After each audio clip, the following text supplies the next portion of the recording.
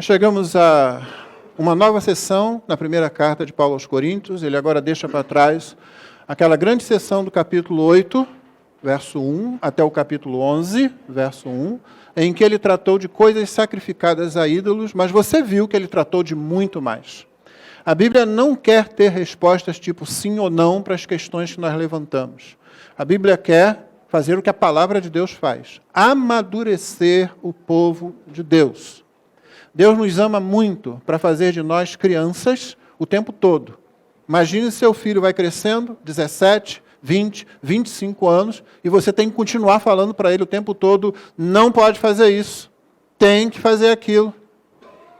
Eu sei que alguns pais estão aqui, estão pensando, mas é exatamente o que está acontecendo ainda. Cresceu, mas ainda parece que não cresceu. Tá, acontece sim, mas de um modo geral, mesmo quem precisa ainda desse tipo de coisa, vai amadurecendo em outras partes, né? E a gente vai, então, aprendendo. Deus, muito mais, Ele quer que nós amadureçamos. Tema da mensagem de hoje: usos, costumes, cultura e doutrina. Os desafios que sempre enfrentamos. Eu vou ler, então, 1 Coríntios 11, de 2 a 16. Paulo agora passa a temática de um tema importante na carta, que é o culto público, e como ele deve ser.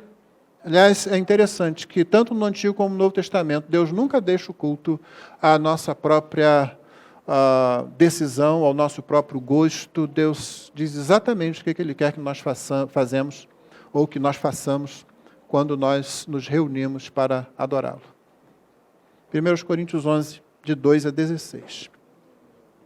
Eu os elogio porque em tudo vocês se lembram de mim e retêm as tradições, assim como eu as transmiti a vocês. Quero, porém, que saibam que Cristo é o cabeça de todo homem, e o homem é o cabeça da mulher, e Deus é o cabeça de Cristo. Todo homem que ora ou profetiza com a cabeça coberta desonra a sua própria cabeça.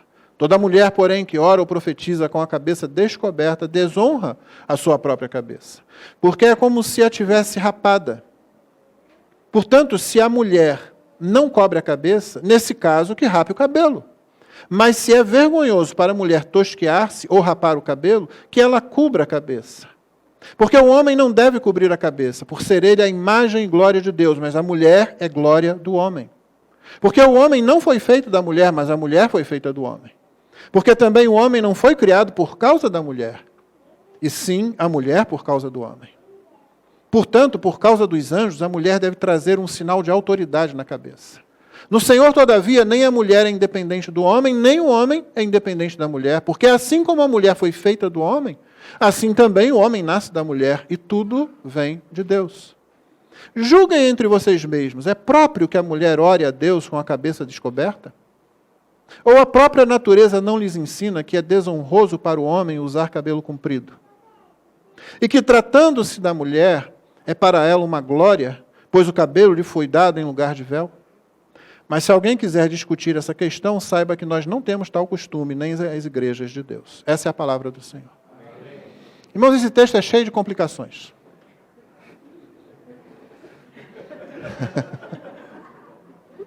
É exatamente isso. E se você veio aqui hoje pensando: bom, o pastor vai dar todas as respostas. Se eu soubesse todas as respostas aqui, eu escreveria um livro, ia ser um best-seller. E uma grande mentira também. Porque quando você vê um texto que resolve um livro, ou uma explicação que resolve cada detalhe do texto bíblico, desconfie.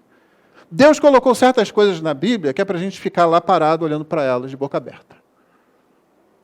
Que é para testar se nós vamos ou não continuar confiando nele.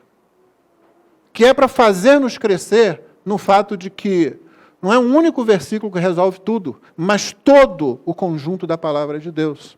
E para nos treinar, inclusive, a utilizar esses textos que têm alguma dificuldade dentro do conjunto maior de toda a Bíblia, dos dois testamentos e do livro no qual aquele versículo estiver contido. Então a gente tem que se aproximar primeiro com humildade, não é? Depois com vontade de aprender o que Deus tem para nós. E a nossa humildade deve evitar aquilo que Calvino costumava falar. Ele dizia que aonde Deus para, nós devemos parar. Mas que o nosso pecado é tão grande que se Deus deixasse, nós íamos entrar por dentro do guarda-roupa dele para investigar tudo lá dentro. Só que Deus não deixa. E alguns de nós, às vezes, teimosos, querem fazer isso. Por outro lado, como eu sei que alguns podem estar pensando, então o que eu vim fazer aqui hoje? Não, o texto tem muito ensino para nós. Por isso eu vou passar o texto e depois fazer aplicações. Eu vou passar verso a verso para vermos o que esse texto diz, compararmos com os outros versos da Bíblia e depois, então, 4 aplicações para o uso do texto para hoje.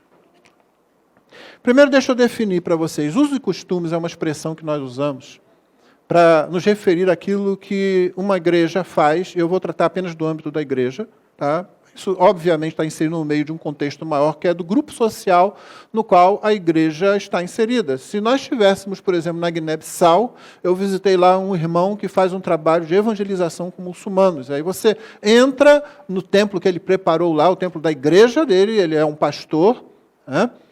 E apoiado, inclusive, pelos batistas no Brasil, e não tem bancos. Não tem bancos. Porque quase que faz parte da cultura guineense, agora, por causa do islamismo, que quando você entra na presença de uma divindade, você não senta nos bancos, você senta no chão. Também é um lugar para colocar todos os calçados, porque você nunca entra na presença de uma divindade calçado. Você não é digno disso. Então, há um espaço ali preparado para aquilo. Então, aquela igreja faz isso. No cenário brasileiro, meu primeiro contato com usos e costumes foi numa igreja batista. E, nesse caso, usava-se a Bíblia para dizer que tipo de roupa eu podia vestir, que tipo de roupa eu ou minha esposa não podíamos vestir, que tipo de lugar nós poderíamos frequentar, que tipo de música nós poderíamos cantar, que tipo de bebida nós poderíamos ou não beber, e assim por diante. Resumia-se a fé cristã em um pequeno código de legislação. Você pode fazer isso, mas você não pode fazer aquilo. Chegava-se ao ponto de uma vez alguém dizer na igreja, olha, se você tiver com muita sede e tiver que entrar num bar para beber um refrigerante, nunca peça Guaraná. Por quê? A razão teológica por causa disso pode passar alguém e pensar que você está bebendo cerveja. Então peça uma Fanta. Ninguém vai confundir Fanta ou Coca-Cola com Guaraná. Mas um Guaraná pode confundir. Essa pérola maravilhosa fazia parte de um cordão que capturava as mentes dos cristãos, e o pior que fazia não é apenas dar um comportamento para você, mas é colocar na sua mente uma estrutura que, quando vai para a Bíblia, lê toda a Bíblia assim. Então, na mesma igreja, tinha gente lá, não podemos comer torresmo, não podemos comer carne de porco. Mulheres não podem usar calça comprida. E por aí vai. Usos e costumes. O pastor vai para o púlpito, lê um texto bíblico e começa a dizer para você o que você tem que fazer, quais são os nossos usos das coisas ao nosso redor e os costumes que nós temos. Cultura é aquele ambiente maior de expressão da nossa humanidade. É isso que é. A cultura, ela sofre o que nós sofremos. Ou seja, ela sofre a incidência da queda e sofre a incidência da redenção. Não é isso que você vê no mundo? A nossa cultura está cheia disso. Então, nós não condenamos a cultura a priori, nós não aprovamos a cultura a priori, nós desafiamos a cultura. Nós perguntamos, vamos olhar isso e ver se isso dá glória a Deus ou não? Então, eu não quero aqui entrar em definições complexas de cultura, que basicamente, você sabe o que ela é, você vive no meio dela. O problema é que nós não identificamos muitas vezes aquilo que dá glória a Deus e aquilo que não dá glória a Deus. Quando isso acontece, irmão, não é porque haja dificuldade de fazê-lo, é porque você não conhece a Bíblia como deveria. Nossa dúvida não vem da gente olhar lá para fora e ficar em dúvidas sobre as coisas de lá. Nossa dúvida vem da gente não olhar devidamente para cá. Lembra como era feita, e agora já é conhecidíssima essa ilustração, porque era verdadeira?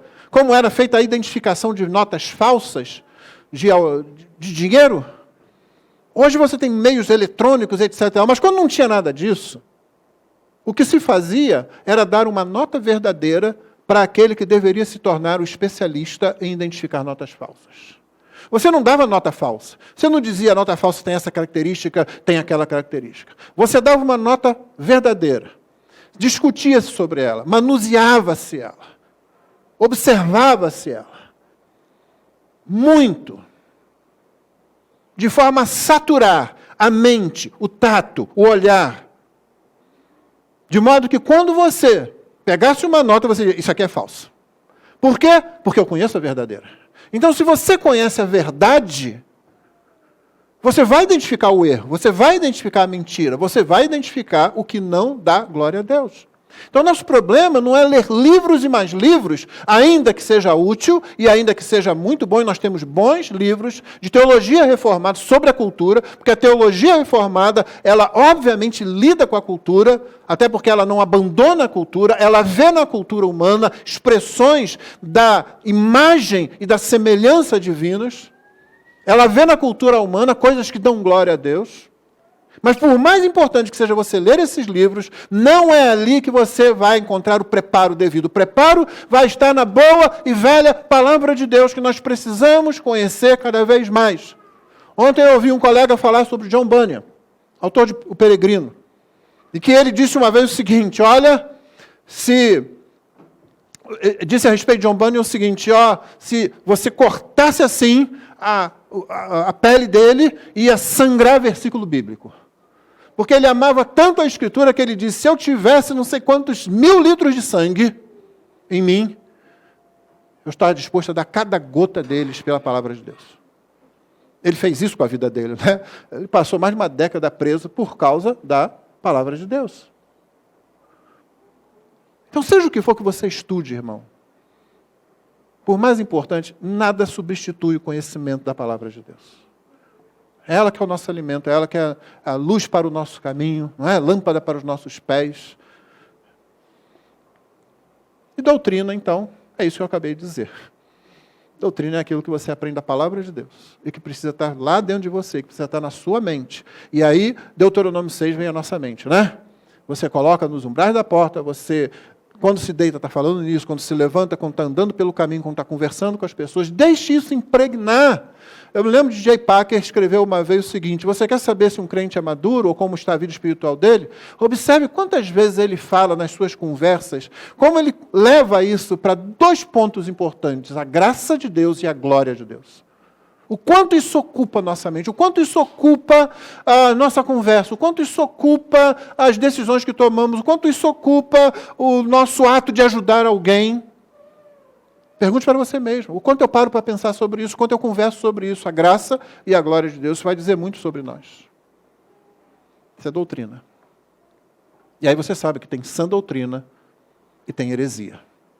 Tem sã doutrina e tem desvios doutrinários, que não são heresia, mas que deixam a porta aberta para muita coisa ruim entrar. Vamos ao texto então? Paulo começa dizendo, eu os elogio, porque em tudo vocês se lembram de mim e retêm as tradições assim como eu as transmiti a vocês. E aí você para, Paulo, nós já lemos 11 capítulos que você escreveu, fora lá no começo, aquele reconhecimento que você faz, logo na saudação inicial, lá no capítulo 1, né? Dá graças a Deus porque eles são santos em Cristo. Não houve nenhum elogio até agora. Você só fez repreensão, acima de repreensão, correção, atrás de correção o tempo todo. E agora você está dizendo, eu os elogio porque em tudo vocês se lembram de mim? Paulo está preparando, irmãos, primeiro, ele está preparando para o que vem no verso 17. Verso 17, que pertence à próxima sessão, Paulo vai dizer, mas nisto que agora prescrevo, não posso elogiá-los. Porque ele vai dar uma cipuada agora em cima deles, na questão da ceia. E na questão da ceia, novamente, Paulo não vai dizer, olha, a ceia é assim, assada. Ele faz isso, mas, sobretudo, ele vai novamente olhar e ajudar a igreja a olhar para o próprio coração da igreja. Olha o que vocês estão fazendo. Então, antes de dar essa pancada forte, ele ameniza um pouco. Mas ele não está sendo insincero, não está sendo mentiroso, não. É porque na igreja de Corinto havia muitas pessoas que realmente se lembravam dele, mas nem todos. Havia muita gente que tinha aprendido, e muita gente que levava a sério, e muita gente que conservava o que Paulo tinha ensinado no seu ensino, nas tradições, que basicamente se refere ao ensino oral, enquanto o Novo Testamento não está formado, aos costumes apostólicos, se eu puder dizer, em contrapartida ao costume que às vezes nós impomos às igrejas, queremos impor aos irmãos. Então ele está preparando o caminho e ele está dizendo que o que é uma coisa boa para nós. Nós olhamos para a igreja de Corinto, irmãos, e embora haja um grupo significativo ali que é imaturo, a ponto de caracterizar a igreja como tal, não nos esqueçamos, sempre há pessoas fiéis na igreja. Mas Paulo vai dizer daqui a pouco, importa que haja divisões entre vocês para que os maduros, aqueles que são aprovados, aqueles que cresceram, se manifestem. Porque nesse momento, são essas pessoas que ajudam a igreja, que seguram a igreja. Então, graças a Deus, há pessoas assim ali. Verso 3, quero, porém, que saibam que Cristo é o cabeça de todo homem, o homem é o cabeça da mulher e Deus é o cabeça de Cristo. Irmãos, tratar desse texto aqui é como tratar de Mateus 16. Mateus 16 diz que Pedro é a pedra. Não. Diz que Cristo é a pedra? Não. Diz que a afirmação a respeito de Cristo é a pedra? Não. Na verdade, é um conjunto de tudo isso e você não pode separar Pedro da afirmação que ele fez. Tu és o Cristo, o Filho de Deus vivo. Mas você sabe por que a gente fica com essas dúvidas? Porque existe o papado. E eu já disse para os irmãos anteriormente que ninguém, partindo de Mateus 16, chega ao papado. Impossível, e não aconteceu isso na história. Não tinha ninguém lendo na igreja Mateus 16 e Pedro, Jesus falou que ele era pedra e disse sobre esta pedra e tal. Papado, vamos inventar o papado. Está aqui. Não, isso não aconteceu. O que aconteceram foram processos históricos envolvendo o bispo de Roma, envolvendo a transferência do governo romano para Constantinopla. Então a centralidade saiu dali, mas Roma continuava com a tradição, Roma continuava importante. E, infelizmente, a maioria dos governantes locais que foram deixados ali pelo imperador, ou pelos imperadores, eram fracos. E, no entanto, o pastor da igreja de Roma, geralmente, muito mais sério, tomava as rédeas, inclusive da cidade. Teve um, inclusive, que ele conseguiu resolver um problema, adiar uma invasão, e quando resolveu aquilo, o povo virou fulano, papa, pronto, virou papa. Porque eles eram competentes, porque eles eram sérios. Nem todos no mesmo grau. E aí o processo foi se dando, a autoridade eclesiástica foi se deturpando, e daqui a pouco se instituiu o papado. Gente, a gente precisa de um texto bíblico para isso. Mateus 16. Entendeu? Funciona desse jeito. Aqui também nós temos um problema. É quando o problema que está lá fora vem para cá. Você não teria uma agenda LGBT na igreja, você não teria uma agenda a favor do aborto na igreja, como acontece hoje, e tem. Você não teria um feminismo ativista dentro das igrejas hoje, se não houvesse ele lá fora. Você não encontra isso na Bíblia. Você não vai ter base para nenhuma dessas coisas na Bíblia. A Bíblia é clara em falar que Deus criou homem e mulher, ponto, acabou. Qualquer coisa desvia disso, desvia da criação, desvia da ideia do Criador e é pecado. Quando você fala isso hoje, aí é sensível. E agora a gente tem que tomar muito cuidado. A mesma coisa acontece quando se fala de aborto, que é uma palavra que eu não gosto de usar, eu prefiro dizer o que é. O assassinato de crianças no útero materno. Vamos falar, vamos dizer. Porque é isso que é. Você não vai encontrar nenhuma base na Bíblia para isso, você vai encontrar o contrário. A defesa da vida, inclusive do feto. Você vai encontrar a importância disso. Jeremias é chamado no ventre da mãe. João Batista pula, salta no ventre de sua mãe, quando ouve a voz de Maria. Você não vai encontrar base para um ativismo feminista nas Escrituras também. Aí quando a gente trata de um texto desse, pastor, tem que tomar cuidado, porque, olha só, essas afirmações agora são aquelas que fazem muita gente tremer. Eu espero que não aqui na igreja. Saibam que Cristo é o cabeça de todo homem. E aí você pensa, está falando de homem em geral. Não. Está falando de homem, o ser humano macho. E o homem é o cabeça da mulher. E Deus é o cabeça de Cristo. Então, se a gente deixar de lado esses problemas que não são da igreja, se tornaram problemas da igreja, como em Corinto, porque aparentemente em Corinto havia uma espécie de grupo feminista, como havia divisões filosóficas, e eles traziam essas coisas para dentro da igreja. Hoje acontece a mesma coisa. Se a gente deixar isso lá de fora e a gente vai para o texto, a gente vai perceber que Paulo está se referindo ao que ele vai desenvolver mais tarde, a ordem da criação, que existe sim uma ordem de função dada por Deus, e que homens e mulheres são iguais perante Deus, porque ele acabou de dizer que da mesma forma como o homem é cabeça da mulher, Deus é o cabeça de Cristo, e você sabe que Cristo não é inferior a Deus Pai. Não há nada de inferioridade, não há nenhum tipo de hierarquia no sentido de valor. Cristo é Deus como Pai, é Deus como Espírito, é Deus. Totalmente. A expressão segunda pessoa da Trindade é apenas didática. Ela foi inventada em algum momento para a gente poder falar disso, mas ela transmite a falsa ideia de que ele está em segundo. Não. É por isso que a Bíblia não tem nada. A Bíblia nunca faz uma analogia da Trindade. Ela nunca apresenta uma analogia da Trindade igual alguns de nós tentamos fazer. Pensa na água, né? Estado sólido, líquido, gasoso. Pensa num lenço, né? Um lenço triangular que tem uma ponta, tem outra. E a gente faz essas coisas. Quando a gente faz isso, a gente deixa de lado uma coisa que é muito importante quando ela é corretamente entendida na Bíblia, que é o mistério. O uso da palavra mistério por certas igrejas, por certas congregações, acaba esvaziando isso. Brincadeiras como se liga no mistério, e Deus me revelou um mistério para falar uma bobagem qualquer a respeito da vida de alguém da igreja. Isso diminui o conceito bíblico de mistério. Por exemplo, Deus é 3 pessoas. As 3 pessoas são exatamente iguais em dignidade, em substância. Não tem nada nelas. Uma não está acima da outra. Uma dá glória, a outra do mesmo jeito. Aí você fica assim, mas pastor, ainda não entendi. Nem vai, nem tente. Nem tente. Como disse alguém, se você nega a Trindade, você perde a sua salvação. Se você tenta entendê-la, você perde a sua sanidade. É mistério. Diante do mistério a gente para. A gente adora, a gente glorifica o Senhor e diz, tu és maior do que eu.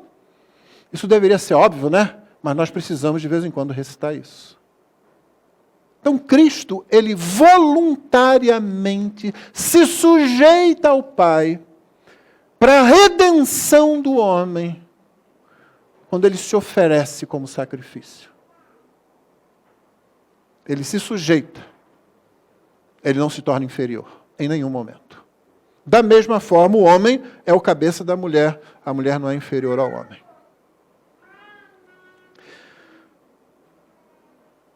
Ontem eu falei ali, no ótimo trabalho que foi feito lá na Casa da Amizade.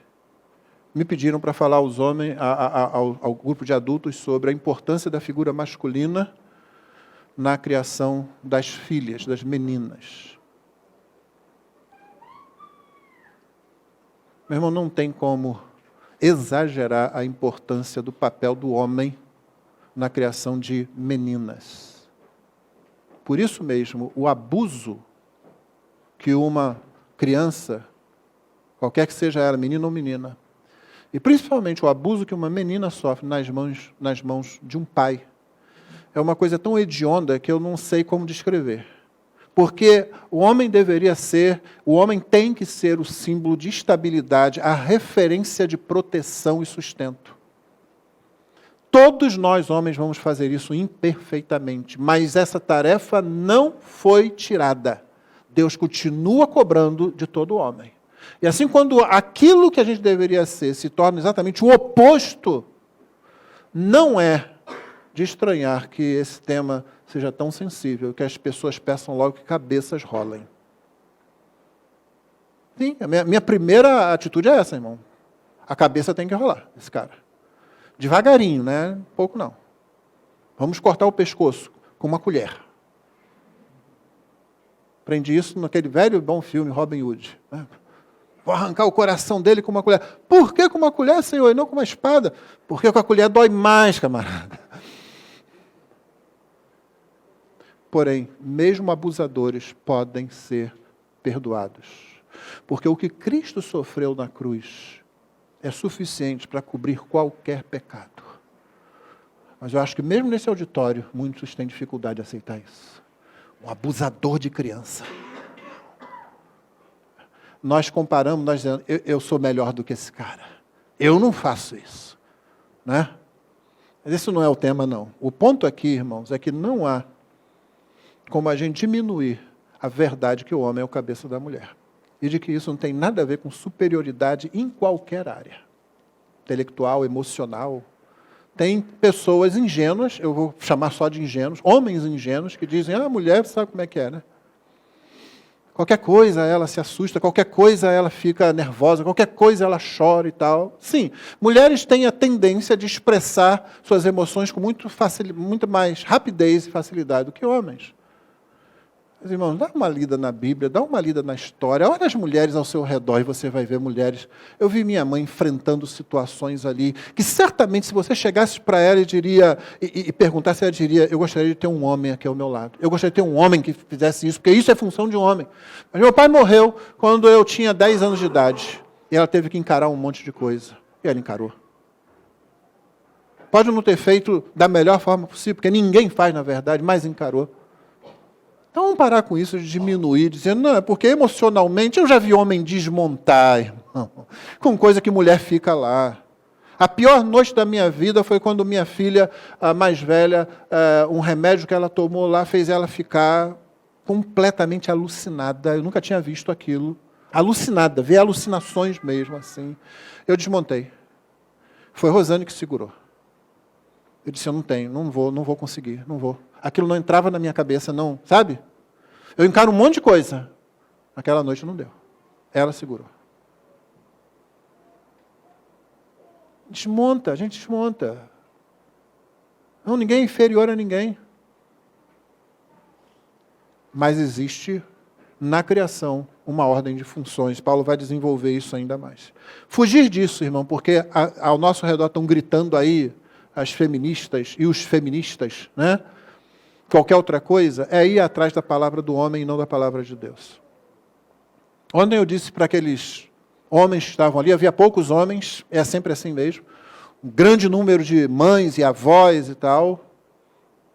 Eu disse para eles, toda autoridade envolve a possibilidade de abuso. E citei o pastorado, para eles saberem que eu estava ciente disso. Por causa disso, redobra a nossa necessidade de atenção e de humildade diante do Senhor.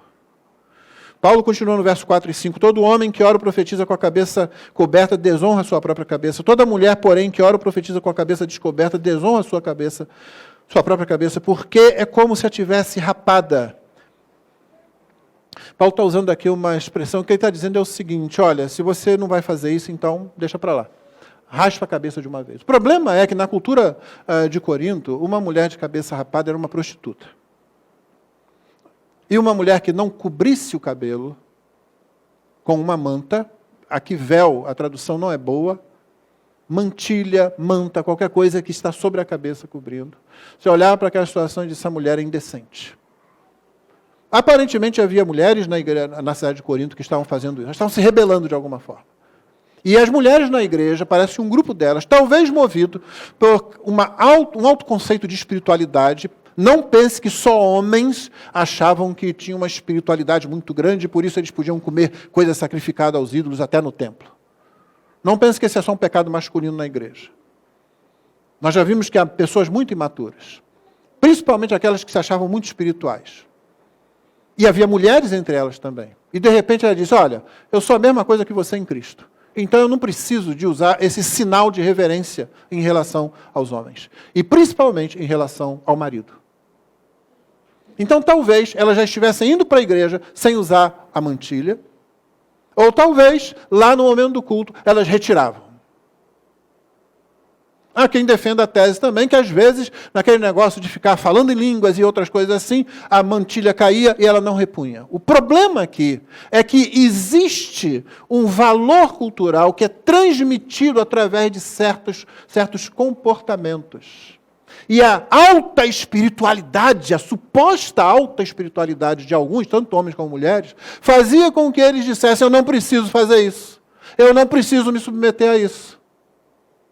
Então, alguns achavam: eu posso ir para o templo do ídolo e comer lá e ponto, e os outros, problema deles. E algumas mulheres talvez estivessem dizendo: não preciso disso, eu tenho o mesmo acesso a Cristo que os homens têm, isso é verdade. Eu fui salva por Cristo do mesmo jeito que os homens foram, isso é verdade. Então agora eu não preciso mais desse código aí. E Paulo diz: não, isso está errado. A participação no culto é sempre serviço, irmão. Por isso o cristão maduro, ele já aprendeu que ele abre mão dos seus direitos. Nós já vimos isso. E sim, uma mulher poderia pensar: realmente eu não preciso disso. Eu sou sujeito ao meu marido, ela poderia dizer. Só que há um testemunho para dar. Dentro de uma expressão cultural, naquele momento, que significa isso. Se uma irmã aparecesse aqui com uma mantilha na cabeça, eu ia esperar apenas que ela estivesse lançando moda, ou talvez não deu para lavar o cabelo durante a semana. Aí pronto, põe lá um negócio. Eu tenho que elogiar uma mulher assim, porque ela disse: eu não vou deixar de ir à igreja porque não consegui ir lá no cabeleireiro fazer aquele negócio todo. Então eu faço, ponho o negócio e venho. Mas isso não tem nenhum significado para nós como tinha para eles. Por isso que algumas igrejas você vai usar lá a pessoa usando véu, ela dizendo: é porque está na Bíblia. Tá. Paulo escreveu isso para Corinto. Só que o princípio fica, o princípio de sujeição feminina ao homem, permanece por todos os séculos. Sujeição nos termos em que eu acabei de explicar, não é inferioridade, é função, por isso nós aqui somos complementaristas. Porque há coisas que o homem não vai fazer sozinho, nós precisamos das mulheres, e há coisas que as mulheres não farão sozinhas, elas precisam dos homens. Só que usar uma mantilha hoje não tem significado nenhum. Assim como você está de sapato aí. Você está se sentindo mal por estar adorando a Deus de sapato? Não, porque não significa nada na nossa cultura. Absolutamente nada. Pelo contrário, se você deixar o sapato ali, as pessoas vão estranhar. O que é que houve? O camarada está vindo descalço para cá. Você vai atrapalhar o culto. E essas irmãs estavam atrapalhando o culto. Ao invés de prestar serviço, e culto é serviço, e não é serviço só a Deus, é serviço aos outros. Tudo que você faz, o modo como você age, não está ensinando só nossas crianças, não. Está servindo de incentivo aos outros irmãos. As pessoas vêm para cá de forma diferente. Meu irmão, minha irmã, você precisa estar atento a isso. Tem gente que chega aqui muito triste e você não sabe. Tem gente que está lutando com algum problema grave e você não sabe. As pessoas não são obrigadas a compartilhar o tempo todo. É bom que elas façam, porque alivia, porque divide, mas elas não são obrigadas a fazê-lo. Há pessoas que tiveram uma semana muito difícil. E há pessoas que tiveram uma semana maravilhosa. Cabe a todos nós chegar aqui de algum modo que nós prestemos serviço uns aos outros enquanto servimos a Deus na adoração. Porque, acima de tudo isso, todos nós aqui somos servidos pelo próprio Deus. Deus é o primeiro que serve a igreja. Quando Deus recebe a igreja em comunhão, é Deus quem nos serve, é Deus quem põe a mesa para nós, é Deus quem põe a palavra para nós, é Deus quem nos dá o seu Espírito Santo para que nós adoremos, senão nós não conseguiríamos fazer nada disso. Foi Ele quem já nos serviu quando na cruz Cristo nos redimiu. Na história o Evangelho nos foi pregado, nós fomos salvos, nos capacitando a prestar genuína adoração. Então Deus é o primeiro a servir e nós seguimos o seu exemplo. Nós chegamos aqui e servimos. Por isso, outro dia eu disse, quando você entrar por aquelas portas, já ligue os seus alertas, já ligue o seu radar. A quem que eu vou servir hoje? Alguns de nós têm funções específicas aqui, não é? Então você já sabe mais ou menos o que você vai fazer. Mas e quando você não tem uma função específica? Você virá sentar no banco. E aí, quando eu fui para a igreja, lá pelos meus 10 anos, comecei a ouvir essa expressão. Crente que só esquenta banco. Bom, primeiro eu acho que isso é muito bom. Porque se você não esquentasse o banco onde você está, significava que você estava morto. Só cadáver não esquenta o banco. Então você está vivo. Começa bem por aí. Mas realmente há pessoas que estão paradas. Elas não entendem que o culto, que a adoração é serviço, que por causa disso é atividade. Ninguém entra num culto de forma passiva, a não ser que não tenha entendido bem a dinâmica de culto. Você entra para adorar, você entra ativo, você entra para atividade, mesmo que a sua semana tenha sido difícil. Poucas coisas ajudam a gente mais do que a gente perceber, olha que Deus, como Deus é gracioso. Eu tive uma semana difícil, talvez eu tive uma semana com doença em casa, talvez eu tenha tido uma semana com notícias ruins. Mas quando eu chego aqui, eu ainda sou útil. No meu sofrimento, na minha pequenez, na minha limitação, Deus ainda me usa para abençoar meu irmão. Eu não sou um trapo que ele joga de lado agora, hoje você não está servindo não, porque você chegou aqui assim para baixo. Não! Às vezes é a palavra de uma pessoa que está muito para baixo, que vai erguer outra pessoa, que estava mais para baixo ainda e que ela não sabia. Talvez essa pessoa estivesse mais para baixo ainda no seu orgulho. Chega na igreja talvez orgulhosa por alguma coisa, se achando alguma coisa. E a palavra de alguém que está sofrendo é que vai corrigir isso naquela pessoa. Isso é serviço. Isso é bênção. Então, nenhum de nós está tão mal que Deus não possa usar para abençoar o outro. Por isso mesmo, irmãos, a distração é uma das piores coisas no culto.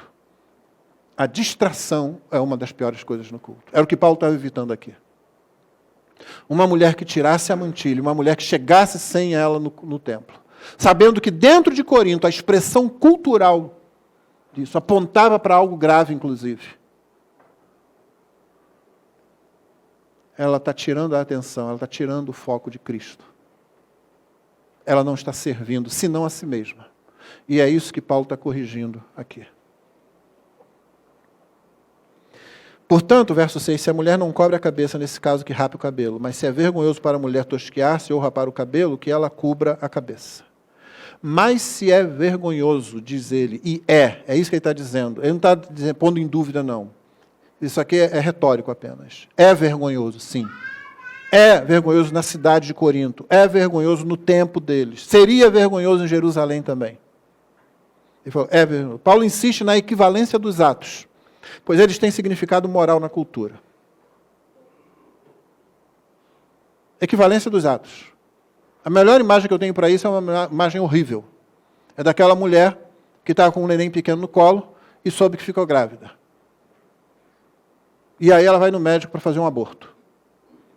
E o médico diria para ela, vamos fazer o seguinte, para evitar que você corra um risco agora, mais um negócio desse, às vezes dá errado, né? A gente mata essa criança que está no seu colo. Esse é o melhor quadro para ilustrar o negócio. Porque é a mesma coisa. É isso que Paulo está dizendo aqui, é a mesma coisa. Não, rapar a cabeça não, Paulo, porque isso é prostituta que faz isso. Meu irmão, você está fazendo exatamente a mesma coisa, o seu desafio, talvez fundamentado na sua suposta espiritualidade, você está fazendo exatamente a mesma coisa, você não está servindo a seus irmãos, você está chamando a atenção para si, e você está se rebelando contra a autoridade do seu marido, você está expondo o seu marido, inclusive.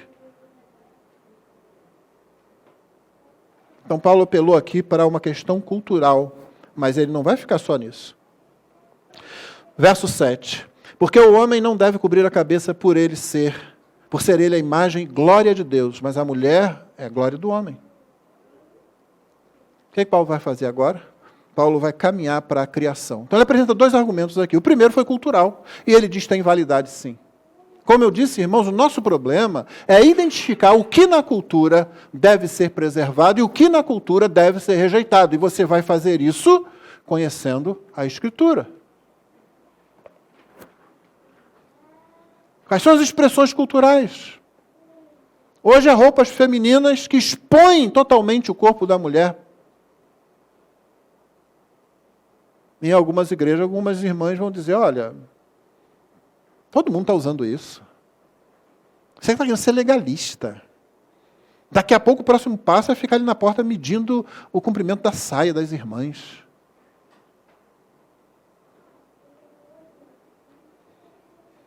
Um pastor que eu conheço caiu na ingenuidade de chamar uma irmã para falar que a saia dela estava muito curta. É ingenuidade fazer isso. Tá? E a resposta dela para ele foi o seguinte, o meu marido não se importa. Por que o senhor está se importando? Tudo errado, né? A atitude dele.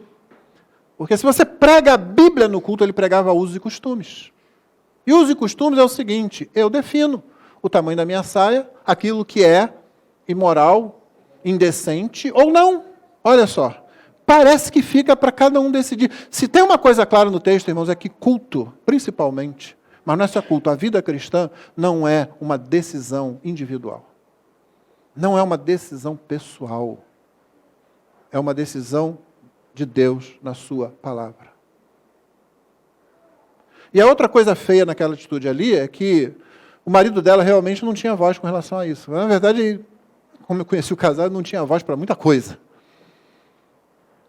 Então, aquilo que está fundamentado já no erro, é difícil de você corrigir, principalmente se você vai corrigir nas mesmas bases. Porque, basicamente, o que ela diz é o senhor não gosta disso, mas o marido gosta, e aí? Na verdade, não é que o marido gostasse, é que o marido era meio... Minha esposa gosta de usar essa palavra. Era um banana. E poucas coisas são mais terríveis do que um homem banana. Eu creio que os irmãos entendem. Tudo que vai contra os atos criacionais, em última instância, rouba a glória de Deus. Esse é que é o problema. Porque existe a glória de Deus nas coisas que são criadas, no modo como as coisas acontecem, que Paulo vai chamar aqui na natureza, daqui a pouco ele vai falar na natureza. Julguem vocês se a própria natureza... Paulo está se referindo, na verdade, à criação. Veja um texto, por exemplo, como Provérbios 20, 29. Porque Paulo vai dizer daqui a pouco que o cabelo comprido, a própria natureza insiste, que ele é honroso para a mulher e é glória para ela. Porque é natural isso, irmãos. É a coisa natural que você vê mesmo aqui. Basta uma olhada assim. É a coisa que vem da criação. Elas têm naturalmente os cabelos maiores. Você pode deixar crescer, tem um outro aí que deixa e tal, mas naturalmente cai bem para elas. Uma das coisas mais interessantes, ótima propaganda, é aquela de um sujeito que usa lá um shampoo feminino, e quando ele começa a balançar o cabelo assim, cabelo sedoso, cabelo grande, aquele negócio assim, para todo mundo ficar parado e olhando para ele assim. O anúncio é de um shampoo masculino. A ideia que eles tiveram é o seguinte, não é para você ter esse efeito no seu cabelo, meu. Todo mundo admite isso em algum grau. Filósofos da época de Paulo admitiam isso a respeito do cabelo. Provérbios 20, 29 diz, a glória dos jovens é a sua força, a beleza dos velhos são os seus cabelos brancos. O que o provérbio está querendo dizer para isso? Primeiro, isso aqui é a ordem natural das coisas. A sua força, o seu vigor está na sua juventude, sua força física, é disso que está se falando. Mas espera-se que a sabedoria, a experiência esteja no passar do tempo. Os cabelos brancos devem indicar, e aqui não diz dos homens, das mulheres, diz dos velhos, daqueles que já estão com uma idade avançada. Isso deveria significar sabedoria, equilíbrio. Mas um jovem não deve apenas ficar posando lá e dizer, olha como eu sou forte, olha como eu sou forte, olha como eu sou forte. E um ancião, uma anciã deveria levantar o queixo, a minha sabedoria deve ser admirada por todos.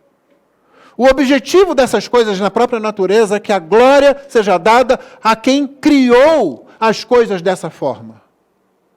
De modo que se expressa a força da juventude, e isso traz glória a Deus, e essa é a glória do jovem, quando o vigor dele é posto a serviço da glória de Deus. Da mesma forma, a sabedoria simbolizada nos cabelos brancos. É a glória dos velhos. À medida em que eles dizem, olha como um ser humano pode adquirir sabedoria, mesmo nós tendo nos afastado do Criador. Ele permite isso, Ele concede isso, glória a Ele. E é disso que Paulo está falando. Porque o homem não foi feito, é que ele cita Gênesis, é só isso que ele está fazendo. O homem não foi feito da mulher, mas a mulher foi feita do homem. Alguém duvida disso? Porque também o homem não foi criado por causa da mulher, e sim a mulher por causa do homem. Não é bom que o homem esteja só.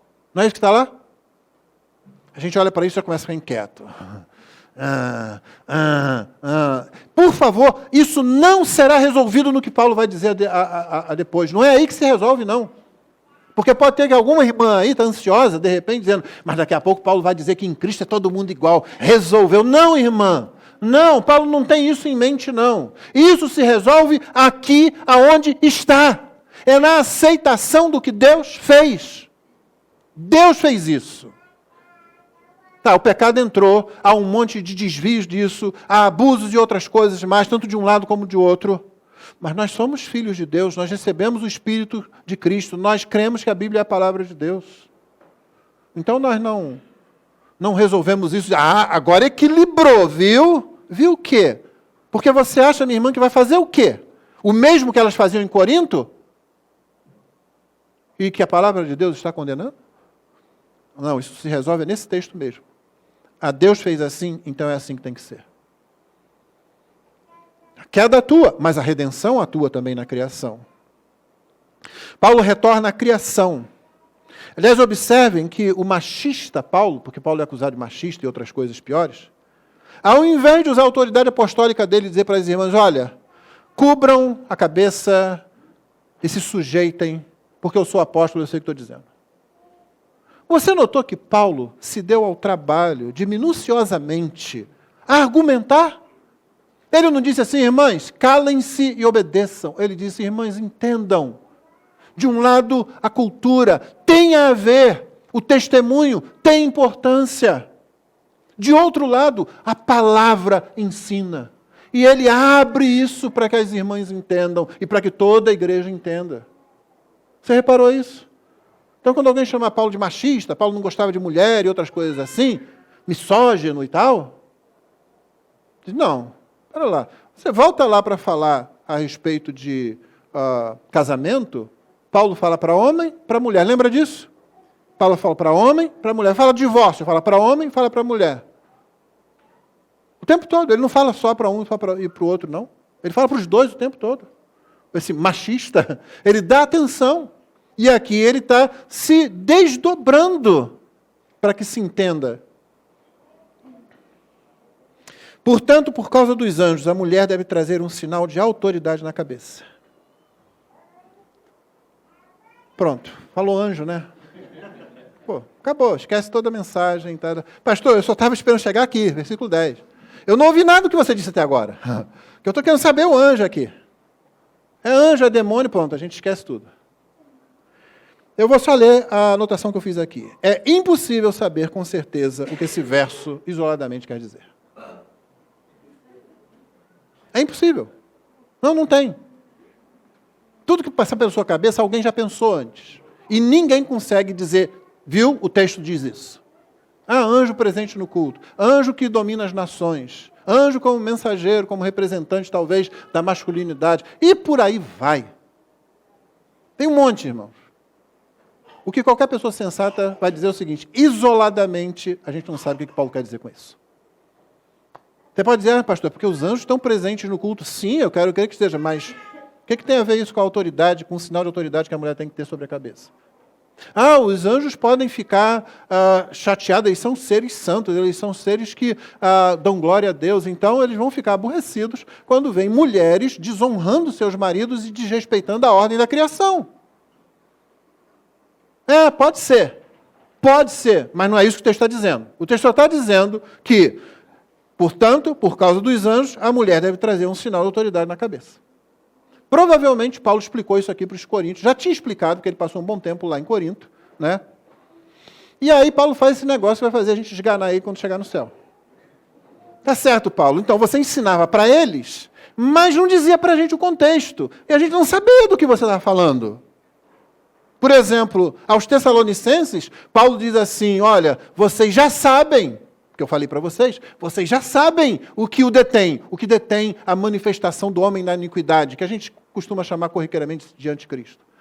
E eu digo, não sei, Paulo, você não disse aqui. Mas eu disse para os Tessalonicenses, tá, Paulo, eles sabem, mas eu não sei. E Paulo vai dizer, é porque você não precisa saber. Da mesma forma, o que quer que esse texto signifique, nós não precisamos saber isoladamente. Mas ele está num contexto, não está? Ele está num contexto. O que é que a gente faz aqui? Eu disse no começo da mensagem. A gente observa. Existem fatores que estão acima da realidade visível, mas que são levados em conta por Deus. e pelos seres espirituais, quando o culto acontece. Então, se esse texto, pelo menos, incutir temor no nosso coração, quando a gente põe os pés no lugar da congregação se reunir, já teremos aprendido o que o texto está dizendo. Ele está falando o seguinte: irmãs, tomem a atitude correta, porque há coisas que a gente não compreende, mas que estão acontecendo durante a adoração. Então tenham temor, tenham humildade, sujeitem-se à palavra de Deus na parte mais clara. Porque na parte clara do texto ele disse, olha, o homem é o cabeça da mulher. Deus é o cabeça do homem. Cristo é o cabeça do homem. E Deus é o cabeça de Cristo. Não discute isso. Porque foi assim que foi feito. O homem foi feito primeiro. A mulher foi tirada dele. A mulher foi feita por causa do homem, não o contrário. Tem dúvida aqui? Aqui ninguém fica assim. O que significa? Né? Aqui é mais assim, eu não quero saber o que significa. Né? Eu não quero saber disso. Deixa para lá, né? Isso está claro. Aí quando chega no versículo 10, não, isso aqui é que é importante. Vamos lá. O que será? E aí você vai ficar aqui um tempão, nunca vai saber. Mas o que está no texto é, olha, o que eu estou dizendo antes e depois disso, com clareza, você precisa considerar, porque há coisas que você não compreende, há coisas que estão presentes, há situações invisíveis implicadas na adoração. E nós precisamos adorar com temor, com humildade, com alegria, com regozijo, mas com temor e com humildade diante de Deus. 11, 12 e 13. Paulo realça o aspecto cultural. No Senhor, todavia, nem a mulher é independente do homem, nem o homem é independente da mulher. Isso tem muito mais a ver com a nossa situação cultural hoje, não é? Muito mais próxima de nós do que, inclusive, de Corinto. Mas a verdade é que isso serviu para ser aplicado em todas as épocas. Porque assim como a mulher foi feita do homem, ele tinha dito isso, assim também o homem nasce da mulher e tudo vem de Deus. Então existe uma interdependência aqui. E é por isso que nós somos complementaristas. Existe uma interdependência. É o que Paulo está dizendo. Isso não muda o aspecto criacional das funções. Onde o homem é o cabeça da mulher e a mulher é sujeita ao homem. E sempre que eu falo isso, eu acho que na cabeça, principalmente das irmãs, passa todos aqueles erros que os homens cometem, todos aqueles abusos que os homens cometem, todas as burrices que os homens fazem, e os homens fazem burrices. Pastor, eu tenho que me sujeitar a esse homem, a ser um marido assim? Sim, tem. Porque a sua sujeição não é subserviência, senão você não está ajudando em nada. Aquela que deve ser cooperadora idônea, cooperadora igual, não ajuda. Se ela simplesmente endossa erros e vai por aí. Mas ainda é sujeição. Eu sei que há gente por aí que diz assim, olha, submissão significa estar sob a mesma missão. É incrível, né? As pessoas inventam uma bobagem qualquer e acham que falaram uma grande coisa. Eu já tive que corrigir isso dizendo assim para a pessoa, olha, primeiro, o texto está em grego, não está em português. Vamos ver o que a palavra em grego significa? Ela não significa isso. Segundo, num outro texto diz sujeição. Como é que fica agora? Ah, está sob a mesma jeição, é isso? Não, não tem pé, não tem cabeça. É uma tolice que faz a pessoa ficar, esse pastor é moderninho. E antibíblico também. Não, é sujeição, irmão. Por isso, irmãos, eu quero lembrar, toda a posição de autoridade, e é a posição do marido sobre a mulher, envolve a possibilidade de abuso. Mas a saída não é deixar de cumprir o que Deus ordenou. Efésios deixa bem claro que o marido deve amar a mulher como Cristo amou a igreja e a si mesmo se entregou por ela.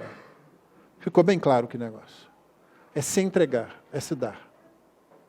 Pastor, mas o senhor não conhece a minha mulher. Se eu conhecesse a minha mulher, você acha que Deus que escreveu essas coisas também não conhece? Porque eu posso não conhecer sua mulher, seu marido, mas Deus conhece. Essa é a ordem da criação. Isso nos leva adiante e para perto de Deus. Qualquer outra coisa pode parecer muito legal, pode parecer muito boa, pode parecer que resolveu o problema. E é aquelas soluções não bíblicas que nós já vimos. No trato, por exemplo, da imoralidade sexual. Quando alguém diz assim, olha, Ninguém mais toca em mulher. Acabou, resolveu o problema. Paulo está dizendo, não, vocês vão aumentar o problema. Toda solução que não é bíblica, ela não conserta. Parece, mas ela não conserta. Julguem entre vocês mesmos. É próprio que a mulher ore a Deus com a cabeça descoberta? Paulo está falando isso no contexto cultural deles. Se eu perguntasse aqui, é próprio, é apropriado? Os irmãos dizem, sim, pastor, claro que é. Não significa nada. Agora, se eu perguntasse, é próprio que a mulher ore ao Senhor, no culto, principalmente, com um decote que mostra grande parte dos seus seios? É próprio que uma mulher use uma saia tão curta que fique chamando a atenção dos outros? Você diria, não tem problema nenhum. Ela está vindo para a igreja, atraindo olhares de homens, olhares de luxúria. Esse é o testemunho que ela está dando. É apropriado isso? Não, aquilo é o que é apropriado dentro de casa, junto ao marido. E aí sim, essa é a glória da mulher ali. Mas não em público, e muito menos no culto público.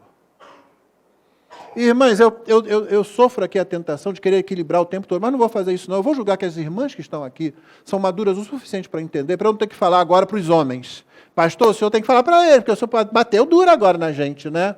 Não, eu vou seguir só o texto. Calma, que a vez dele chega. A Bíblia traz tudo, mas senão a gente não termina essa mensagem hoje. Esse foi o aspecto cultural. 14:15, o aspecto criacional. Ou a própria natureza não lhes ensina que é desonroso para o homem usar cabelo comprido. E que, tratando-se da mulher, é para ela uma glória, pois o cabelo lhe foi dado em lugar de véu. É a própria coisa da criação. É a força do jovem. É o cabelo branco dos velhos. Não, tem muito jovem que é fraco e muito velho que é tolo.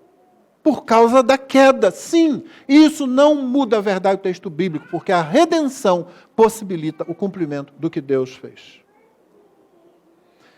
Mas se alguém quiser discutir essa questão, saiba que nós não temos tal costume, nem as igrejas de Deus. Paulo não vai perder tempo, e é isso que o texto quer dizer, irmãos. Paulo não vai perder tempo com quem quer debater por debater. Paulo não tem nenhuma apreciação do debate pelo debate. Ele coloca essas pessoas contra todas as igrejas. Tem vários textos na Bíblia que Paulo cita as igrejas. Paulo tem um senso de unidade das igrejas que é muito grande. Por exemplo, em Romanos 16:4, os quais pela minha vida arriscaram a sua própria cabeça. E isto lhes agradeço, Áquila e Priscila, tá? Não somente eu, mas também todas as igrejas dos gentios. Eram gratos a Áquila e Priscila porque eles arriscaram a cabeça por causa de Paulo. Saúdem uns aos outros com um beijo santo, que é outro aspecto cultural. Todas as igrejas de Cristo mandam saudações. Romanos 16. Não tem esse senso. Existe uma unidade de ensino na igreja. No mais, que cada um ande segundo o que o Senhor lhe conceda, conforme Deus o chamou. É isto que ordena em todas as igrejas. 1 Coríntios 7:17. Paulo tem uma unidade de ensino. E o que ele está dizendo aqui agora é o seguinte, olha, nós não discutimos essas coisas. As igrejas não discutem essas coisas. Nós não vamos dar tempo à discussão dessas coisas, porque essas coisas estão claras, tanto no aspecto cultural vigente nesse momento, quanto na criação. Não há por que a gente discutir isso. Ele não vai perder o tempo dele com isso. Ele diz, olha, nós não fazemos esse tipo de coisa. Eu não quero dizer que não se discuta, não se converse sobre as coisas, mas biblicamente. E o interesse é aquele, olha, eu quero compreender melhor o que está aqui. Sim, não tem problema com isso. Mas o que estava acontecendo ali é a gente levantando questão. Mas por que eu não posso, Paulo? Eu já ensinei por que não pode. Mas por que eu não posso? Já viu gente assim? Parece criança, né? É criança que você fala e ela... a mesma coisa, sempre. Repetindo, mas peraí, já está aqui. Sabe qual é o ponto mais grave disso? Está bem longe desse ainda, mas se continuar crescendo, através do tempo vai chegar lá. É quando o apóstolo tem que dizer assim, olha, ao homem herege, Paulo diz a Tito, ao homem herege, depois de uma e outra admoestação, quem lembra? Evita-o. Ao herege. O ponto é esse, a heresia. Tá? É outra coisa. Mas aqui é o princípio. É a pessoa que, não, mas eu quero. Mas pastor, porque se dois homens se amam, pastor, Amor. A Bíblia está dizendo claramente.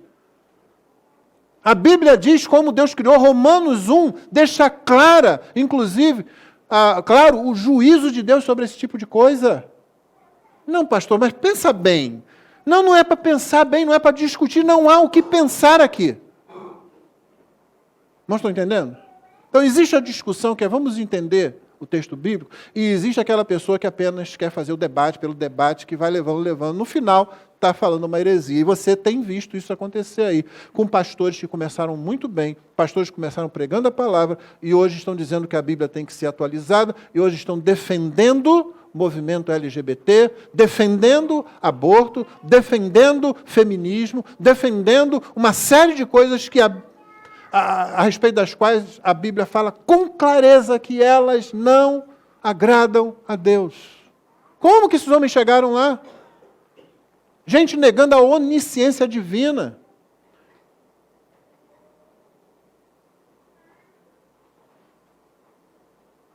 Começa assim. Paulo diz, não.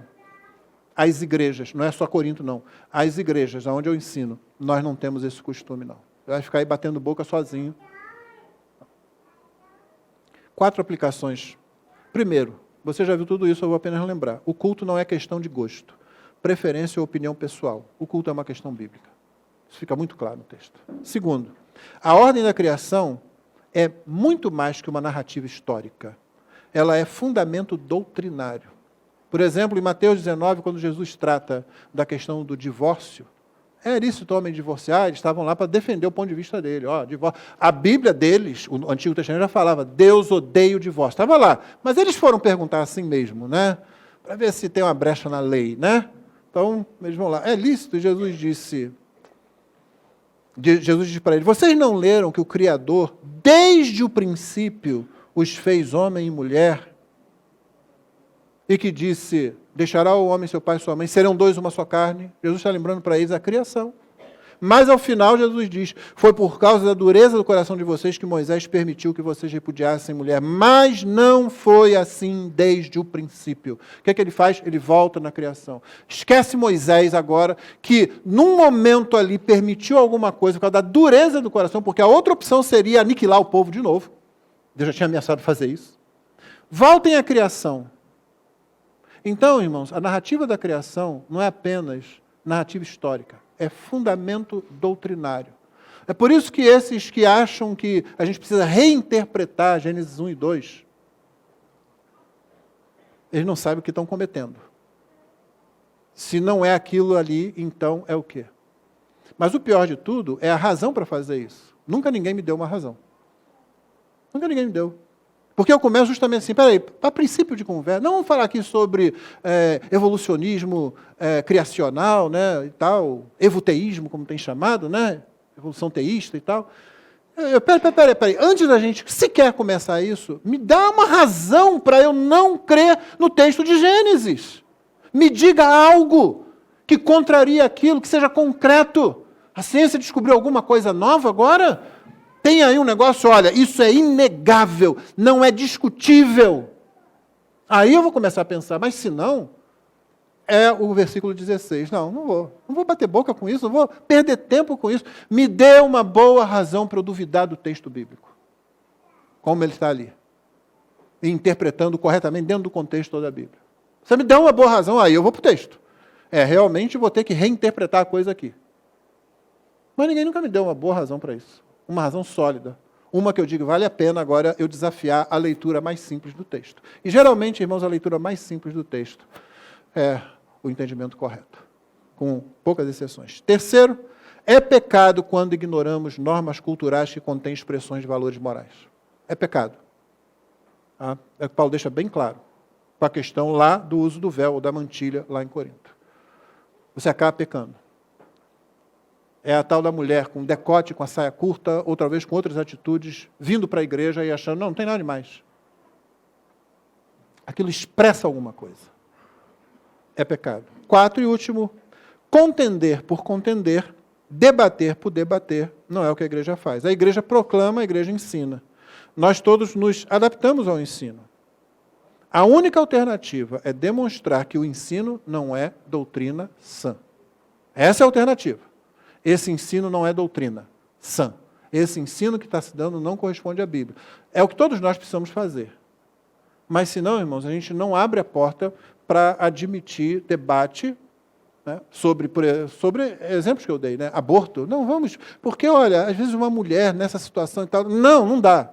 Não, mas duas mulheres que se amam muito, realmente. Olha, tem casal aí hétero que não estão se amando assim, mas essas duas, não dá, nós nem começamos a discutir sobre isso. Nós pregamos o Evangelho para essas pessoas, é isso que a gente faz. Não há o que discutir.